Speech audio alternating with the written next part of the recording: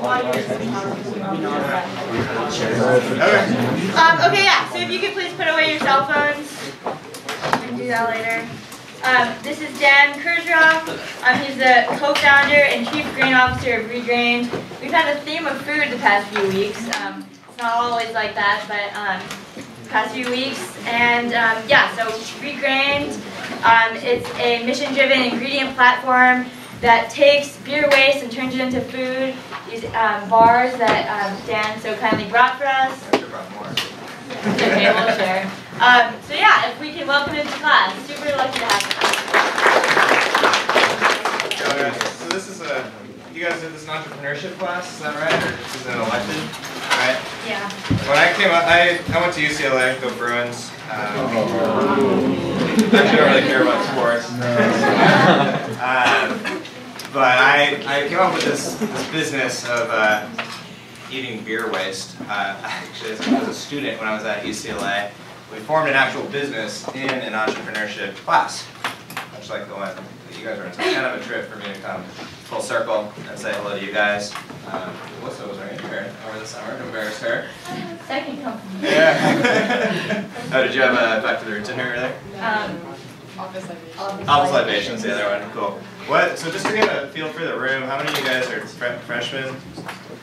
How many are sophomores, juniors, seniors, parents? Very cool. So there's a few ways that we can do this. You know, I want to tell you kind of our story as to how I started this business. I also, right now I'm in the middle of fundraising for my business as well, and I've been doing pitch competitions and things like that, and so I have some, it would be interesting for you guys to see what a pitch looks like. I can take you through that pitch deck as well, and also just answer questions. Has anyone here started a business before? Selling beer to your friends doesn't count. It's kind of how I started. It's not we can do it about that. Is that going to work? It'll work. It'll work. It'll work. Great. Sorry. Yeah.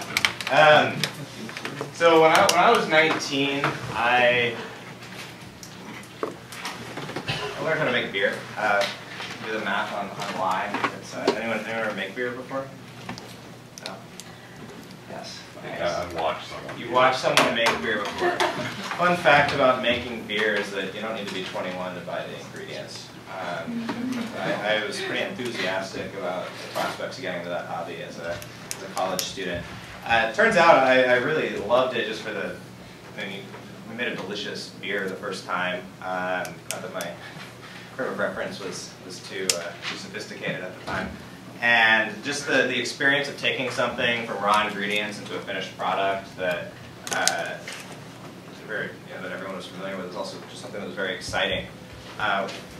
As I went from making beer in my friend's older brother's bathtub to actually setting up a system in the fraternity house, got more and more into the hobby and started doing a small version of what actual breweries are doing. Can anyone name the 4 ingredients of making beer?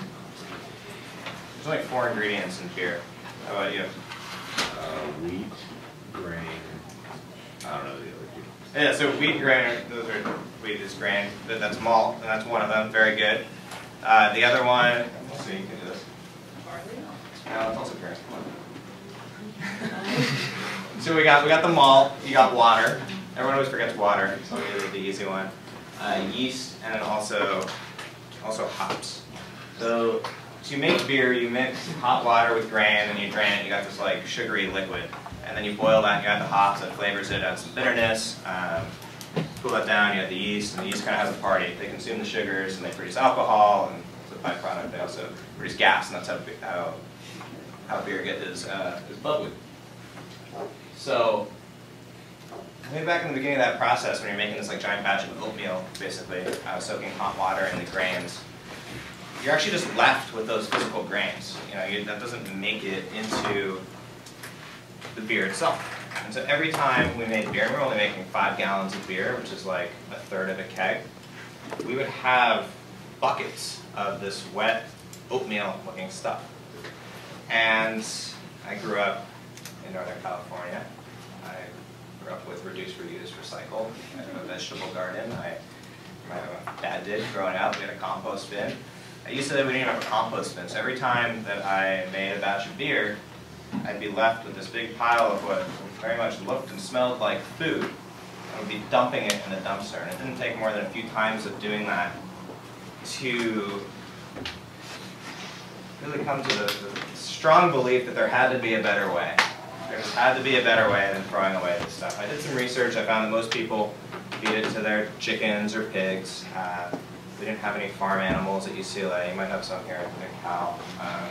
We did have in plenty supply, party animals in the house that are often hungry, and found that there was a contingent of home brewers that had experience. This has been doing this for years and years and years, using this grain and putting it into bread. So I thought, hey, I can figure out how to make beer. I can probably figure out how to make bread. And just maybe if I can make bread that is not terrible, I could sell some loaves of it, which is a lot less illegal than selling beer, and I could brew a beer for free.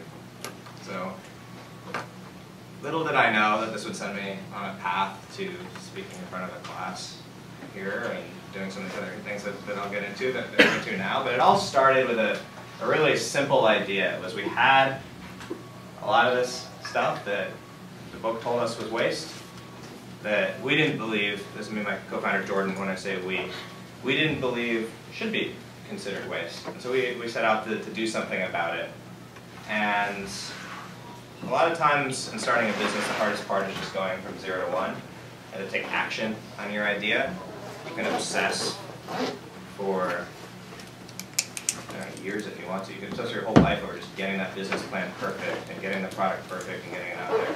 Maybe because we were young and dumb, but we just thought, hey, let's just put a product out, see how it goes, and if enough people like it, maybe it'll be able to grow into a business. So we started selling loaves of bread to our friends and growing beer for free, which is great, and everything kind of evolved from there to where we are today, which is actually trying to build a platform between the brewing industry and the food system. So we're trying to close the loop. We learned in doing the research, the middle step. So I was doing this home brewing thing, this home baking thing, and I thought, oh man, it would be so great to just have a brewery and have a bakery, and people can come at night and they can come in the morning, and that'd be so awesome. So I started doing research on starting that business, and in doing so, I started talking to breweries, and learned that these breweries had the same waste problem that we did, especially urban breweries. This is back in, I'm not quite a dinosaur, but this was 2010, 2011. Craft beer was really starting to become a thing. You had Sierra Nevada, and you had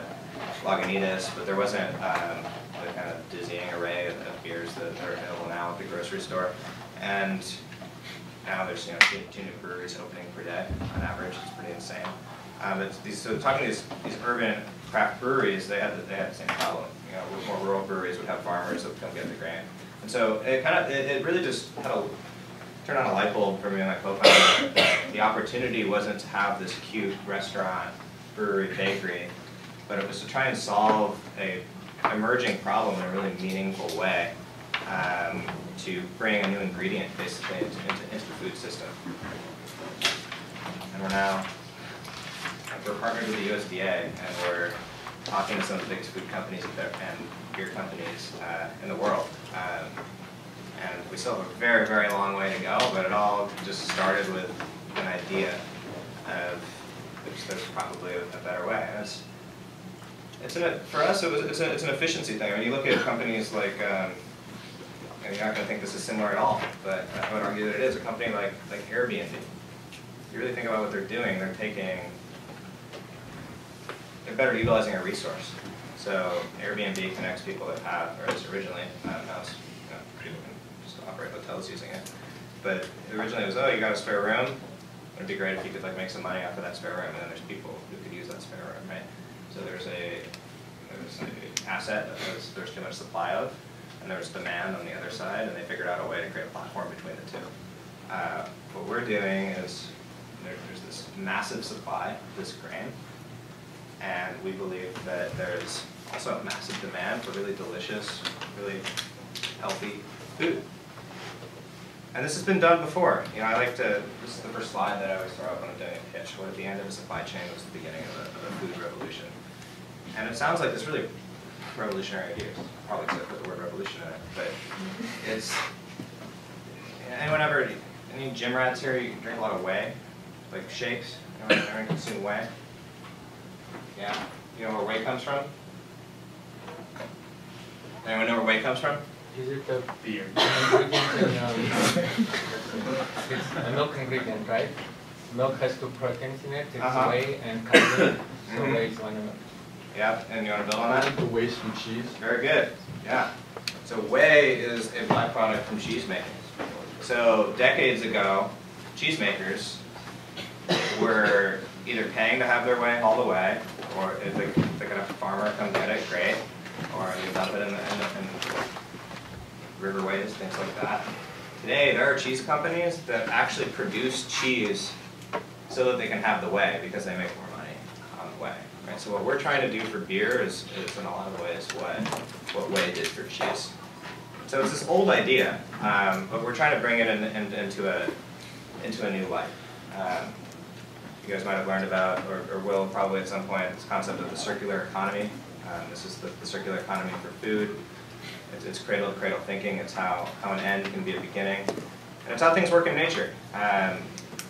Nature, there's no waste. Right?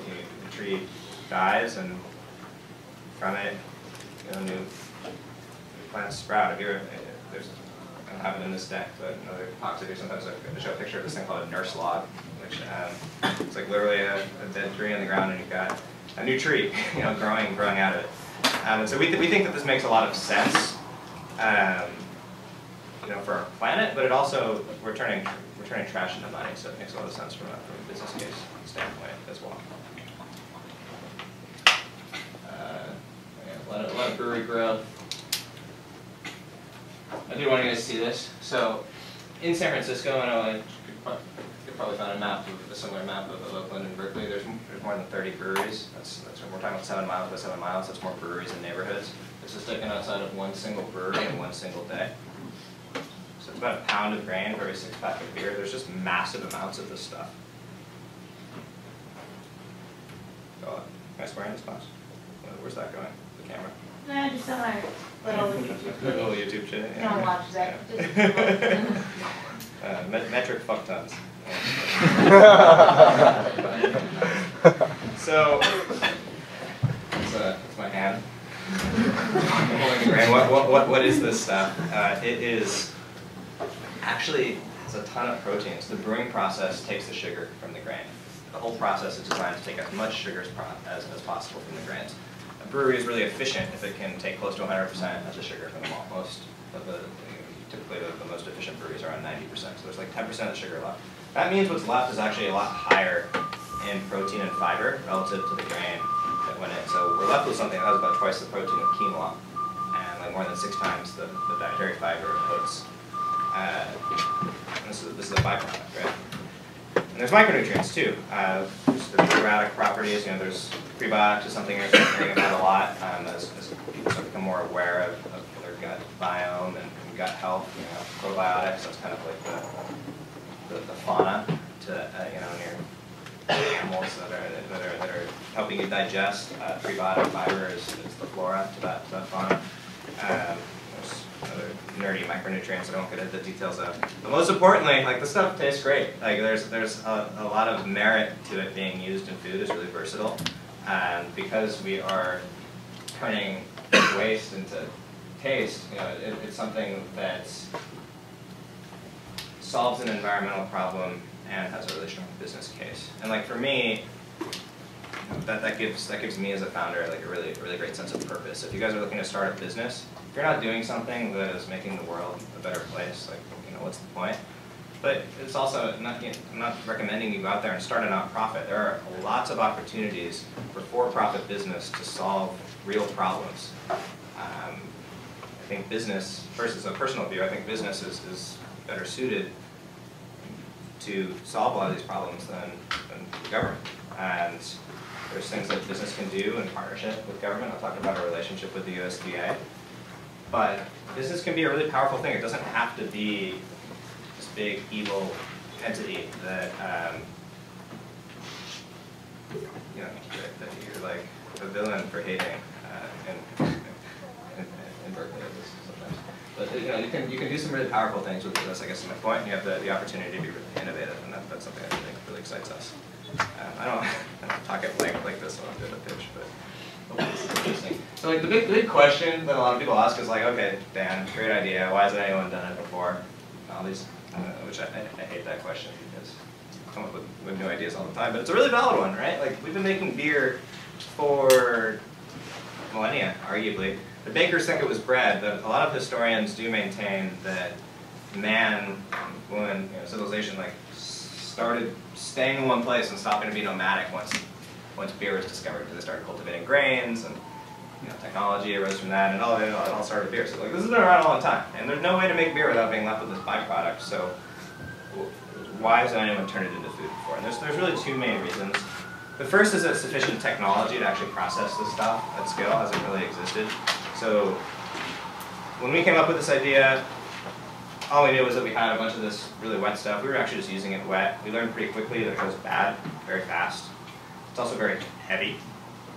This stuff comes out of the brewery at about 85% moisture, so that's like more than almost twice its weight is what went in, right? And it's really volatile. It turns into trash really quickly. That's why it gets handled as trash. So what we did is we, being an undercapitalized startup, we tried to get really creative to figure out ways to do it. We learned that the USDA, they're actually in Albany, like right up the road here. They have a facility there called the Agricultural Research Service, and they have teams there of scientists that work within certain programs to partner with companies to create technology to enable solutions that they believe in. So they care a lot about food waste and creating ingredients out of things that are otherwise gone to waste. So we actually, rather than raise millions of dollars, which would have been really hard to do at our stage, and hire a bunch of engineers, we actually partnered with scientists and engineers at the USDA, and we're now filing a patent on technology that we created with them in order to actually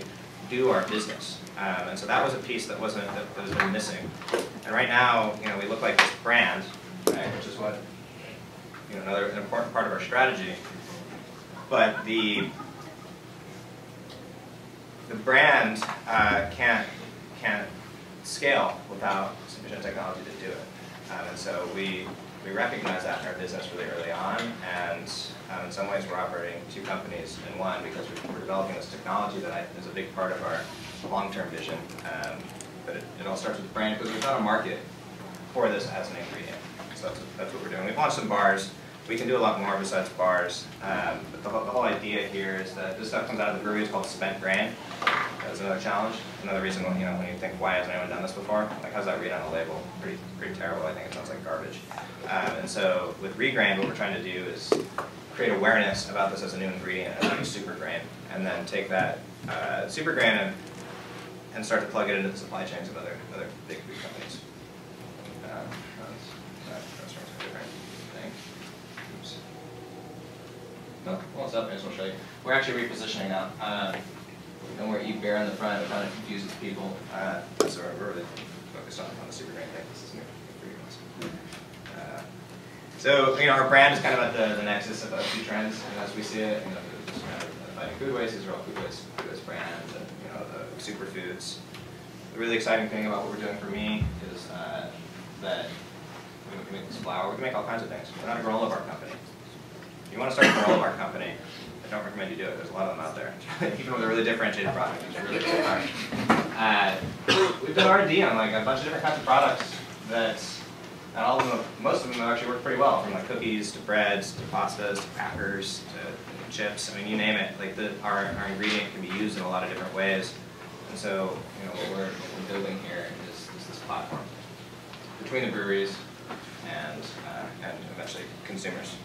And I throw up a cute slide. But I don't know. Hopefully that was interesting. I know I'm kind of rambling. We can open it up to questions and things like that. But I just thought I'd share a bit about where we're at as a business, how we got here, and we'll open it up. Yes, what's your name? Lucy? Hi, Lucy. So when you make these products, are you going to breweries and getting their grains, or do you also have like a beer product that you use? Yeah, so we're not making, that's a really good question. We're not making beer anymore. What we're doing now is we're working with existing breweries. So we have 6 brewery partners right now in San Francisco. We mostly work with Port Point at this point.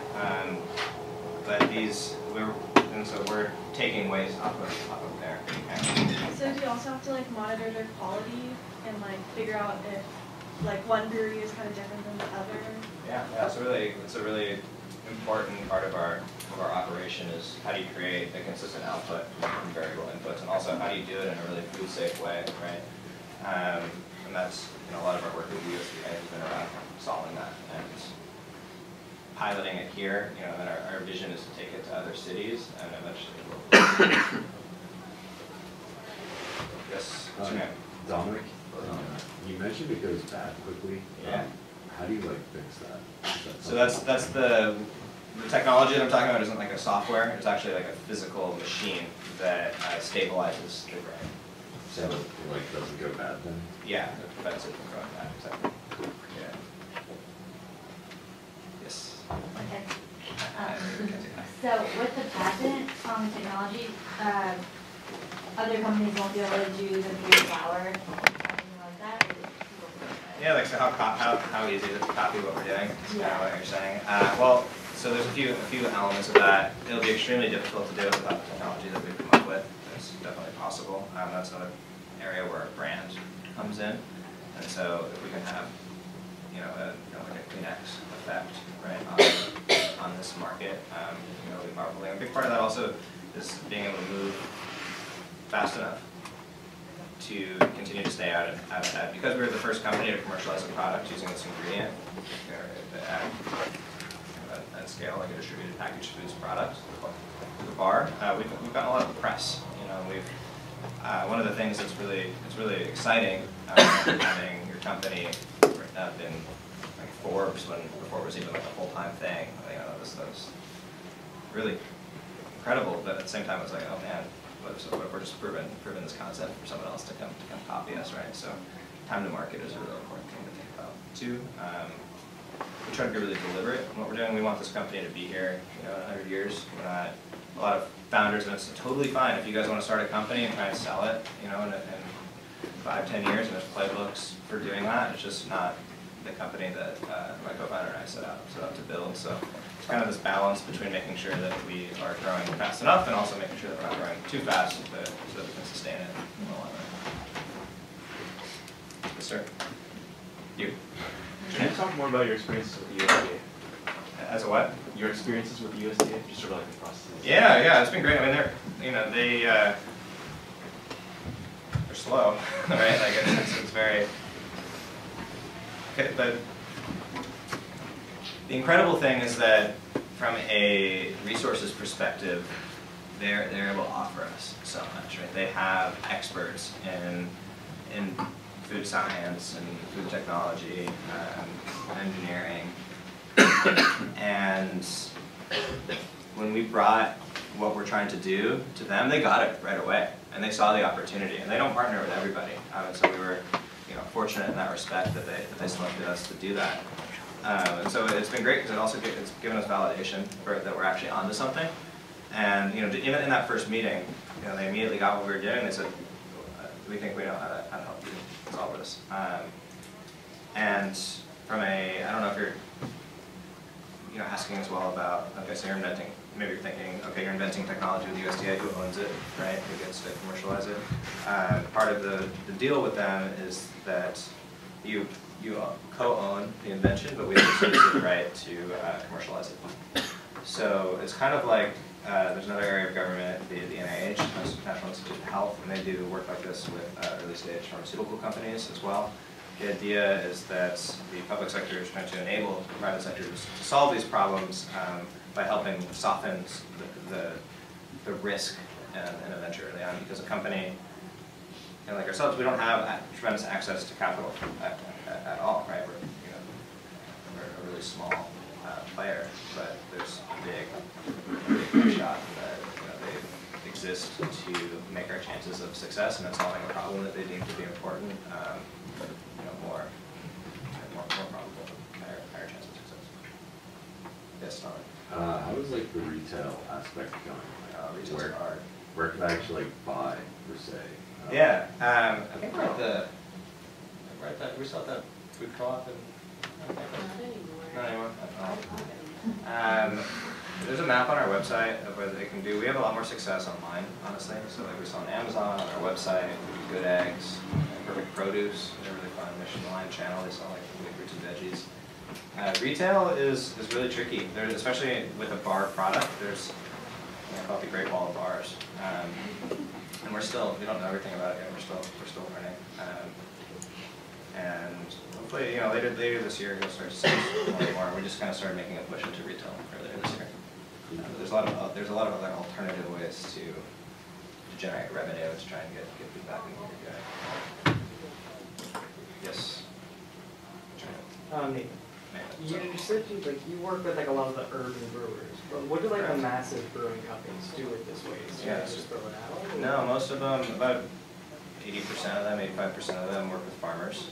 Farmers, either they pay the farmers or they give it away to the farmers. Or the farmers pay them. There's like a bunch of different ways that can work. The crazy thing is that there's been this shift in the balance of supply and demand of this stuff with this boom in craft beer. And so if a brewery is really big and established and has like cans and bottles and distribution all across the country, they're making the same beers, the same kinds, and they can have these kinds of relationships. In the craft beer world, it's a lot more challenging. The other argument is basically the kind of central tenet of vegetarianism is that you should feed plants to people instead of feeding plants to animals and then feeding animals to people. We don't really take that line publicly because there's nothing wrong with some animal agriculture, but we think that what we're offering, we call it upcycle. We didn't come up with that term, but it's the idea of finding the highest use and feeding people directly is the highest use for something that's edible and nutritious. Yes? What other products do you plan on rolling out? Yeah, so next year we'll come out with something like a savory snap. So we kind of want to show the breadth of what we're doing. Eventually we might sell a flour. But for now we're going to stick with the bars and with something savory later in the year. And then, fingers crossed, hopefully we'll have some co-branded products with other brands that you're familiar with. Kind of like an Intel Inside model for food. Yes? What are the goals for the next 5 years? 5-year plan. It's a textbook question. It's good. It's really the hard thing. If I told you like really confidently what they were gonna, I guess you asked me the plan. Best case scenario. Best case scenario. Yeah, I mean, so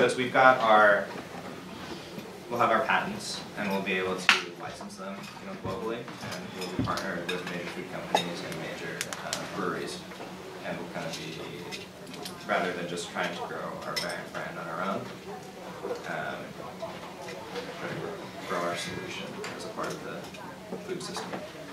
And in the next year, which is a lot more clear, a lot of it is focused on growing our brand and trying to create a market for this stuff. So if any of you have studied economics or market failures, what we have here is there's a missing market, and we believe that we can create that market with our brand. And so as we are developing the technology and commercializing the palette for that, a lot of our resources, most of our resources are going towards growing that brand so that there is a market for the solution that we're preparing. Yes? Are you profitable now? And if so, how long did it take to get there? We are not profitable now.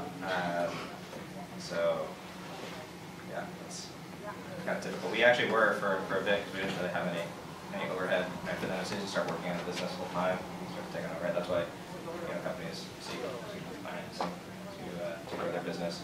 We've got a path to profitability, but it's very common to not be profitable for years. Yes. How much do you sell bottles for? On our website, it's like $24.99 for a 12-pack. It comes out to like around, I think if you buy 12 of them, it's like $1.75 a bar, something like that. And at the store it's usually $2 to like $2.30. Does that sound reasonable to you? Do you buy granola bars? Do I buy granola bars? Yeah, I do. What do you spend usually? I don't know. I get those bars. Hey, you like it? Yeah. They're branding great.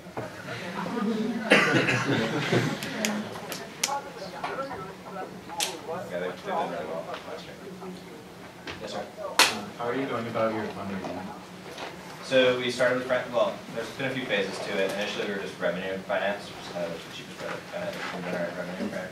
Measuring any ownership.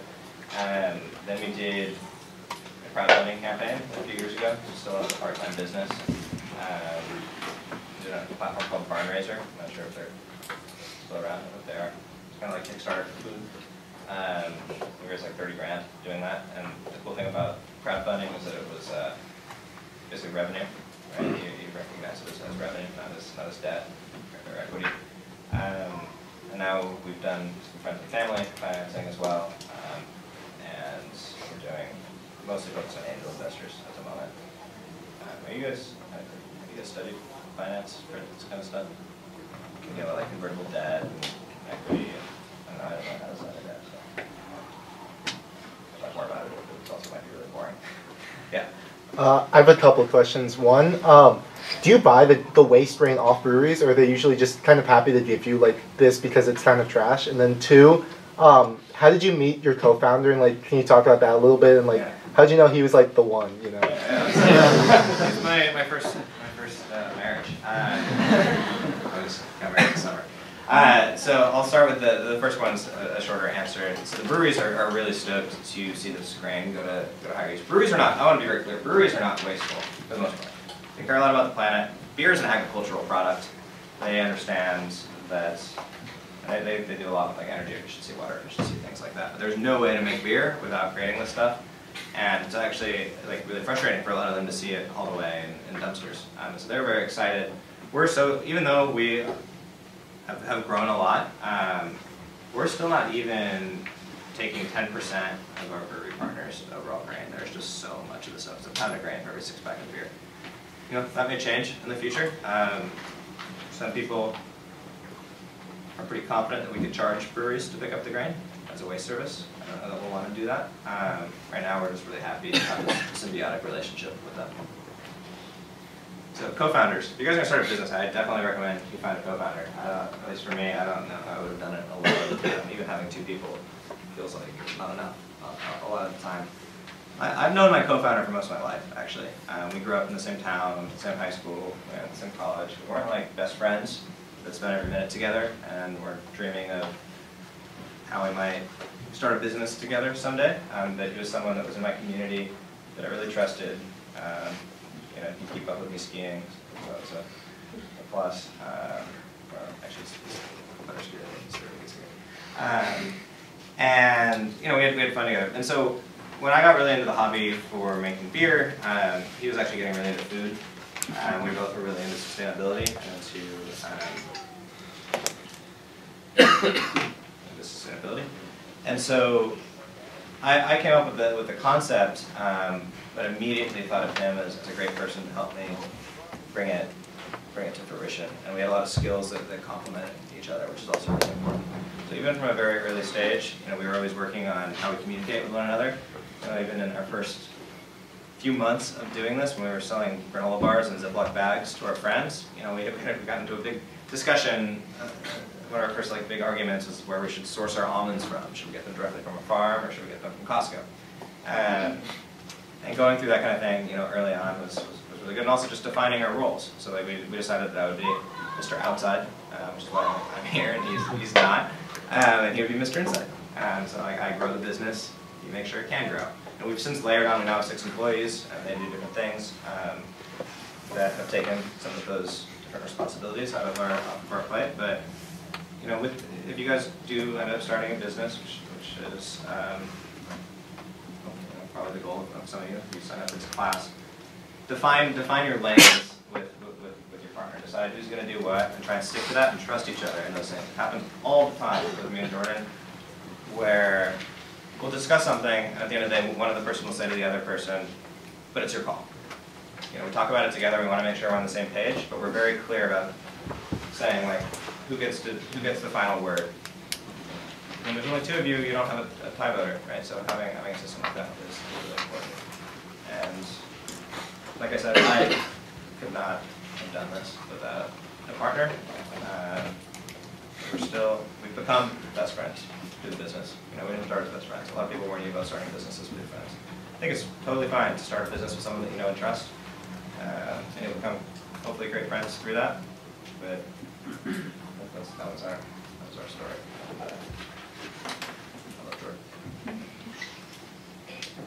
Yes.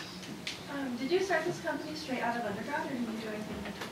Yeah. So this is going to give me a good opportunity to talk about something I want to talk about actually. Thank you. So like we did start it when we were undergrad. When we were undergrads, we met with some. Part of our process for our class, meeting with our founders and things like that. And, we came up with a business, and a lot of them said, "Oh, if you believe in your business, like it's your job, you got to jump in, you got to do it," which is really tempting. But we also realized that like we didn't know shit about anything in the world. Right? No offense, you guys don't know anything yet. You're working on it. You know more than you did yesterday. But I'm still learning all the time. And we decided that we should go get jobs and learn what it was like to work in the world and still continue to work on this nights and weekends. And it was really good timing, actually. In 2012, we graduated college in 2012. In December of 2012, California voters passed something called the Cottage Industries Bill, which made it legal to start a food business out of your home kitchen. So we could get our home kitchen certified. We could actually start legally selling our product, getting real feedback from real customers that weren't our moms and friends and stuff. And it was kind of like an incubation period. So we would do farmers markets, and flea market, showed around the flea market, and all kinds of things like that. And it was kind of, I joked, it was like a recreational entrepreneurship phase. And then we got the business to a point where we felt like we had learned as much as we could have, to the point where like every moment that we weren't spending working on ReGrained was decreasing ReGrained's chance of success in the long run, and that was the moment we knew we had to take the plunge to do it. Well, could we have stayed in the workforce a lot longer and learned a lot more? Definitely. But we were able to grow the business to a point where it needed us. And that's when we made that switch. So we did start the business as an undergrad. As undergrads, we didn't become this. It's actually this month is the year anniversary of doing a full-time business for us. So, we're 5 years later, and it's we are where we are. So there's lots of. I hate the expression that there's a million ways to skin a cat or whatever. It's gross, but it's true. There's a lot of different ways to do this, and people are always going to give you advice, just like I am right now, from like what worked for them. And so just kind of take that for what it is, and know yourself and be an expert on the business that you're trying to create, and you don't have to jump in all at once for every opportunity. For some you might, but lots of different ways to do it. Where did you work during the time? So I got a job as a entry-level salesperson for a software company. So I was basically a glorified telemarketer in a lot of ways. Making a lot of phone calls, and it was a startup. It was 40 people when I joined, and it was 250 when I left, and I was able to become a manager actually within a year, which was a great experience. So yeah, I got a job in technology, and made the transition at the same time that I could get an MBA as well. Yeah. Yes. Can you tell us about your customer base, and also how do you market your product? Do you market it as something green and environment friendly, or more something healthy? Do you target health conscious people? Yeah, for sure. So we are a really environmental product, right? And initially we've learned a lot since we started. People will buy a product. Almost everyone, the majority of people, I forget the number. I think it's 74% or 76%, something like that. But people say that they will buy a product because it's environmentally friendly. Just for that reason. But over another product that's the same price, or they'll even say they'll pay more for it. which is maybe true for like the first purchase. But what we learned is that then you kind of start to feel like a donation to some people. Oh, I did my part. I bought this one time, right? So what we've kind of realized is that sustainability is at the heart of everything we do, and it's why we're going to still be around in 100 years, and why our customers are going to be really loyal to us.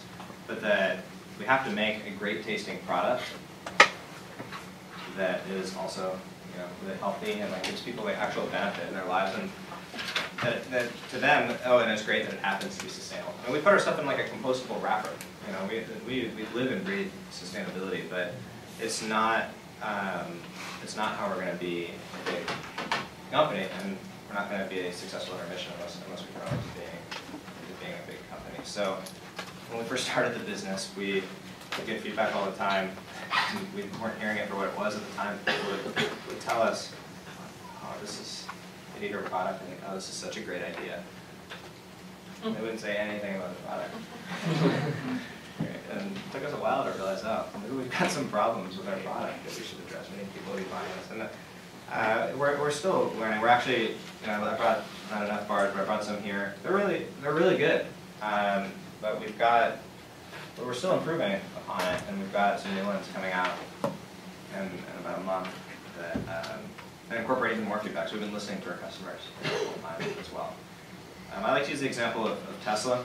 They make really fast, beautiful cars that happen to be electric. Some people buy them because they're electric cars, but most people don't. They buy them because they're a really fast, really beautiful car, and it's a status symbol.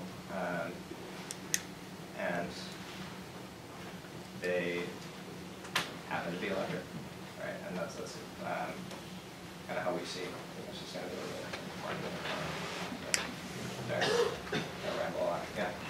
Were there any times you thought the company was going to fail? That you just like? Yeah, I wish I should say this chart that I've seen like a bunch of times. Like when you're an entrepreneur, you go through these like ups and downs, and sometimes you're like, oh man, like I can do anything. I know what I'm doing. This is great. Like everything's awesome. And then another day you're like, I don't know what the hell I'm doing. Like I'm gonna kill this company. Like I'm trying my best, and that's not good enough. And then you have another day that's like you didn't go well, and you go right back up. And so yeah, it goes up and down a lot. There's never been a moment though that I've felt like what we were doing wasn't going to work, because I'm just so confident in our idea. Like it has to work. It makes so much sense. Someone is going to make a very big, impactful, successful business doing this, and we believe that it's going to be us. We have time for one more question. If there's any. Yeah. Is there anybody else doing anything similar to this in the world? Like food waste to Yeah, products? I mean, or like beer grains? Beer, specifically beer. Yeah, there's now a few that are cropping up. I just learned about, it's funny because they all like reach out to us.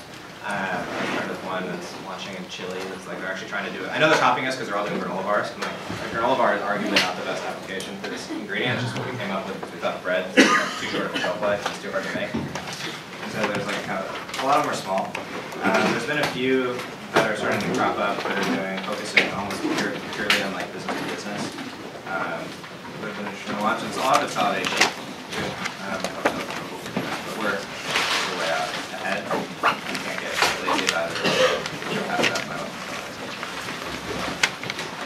All right. Well, thank you so much.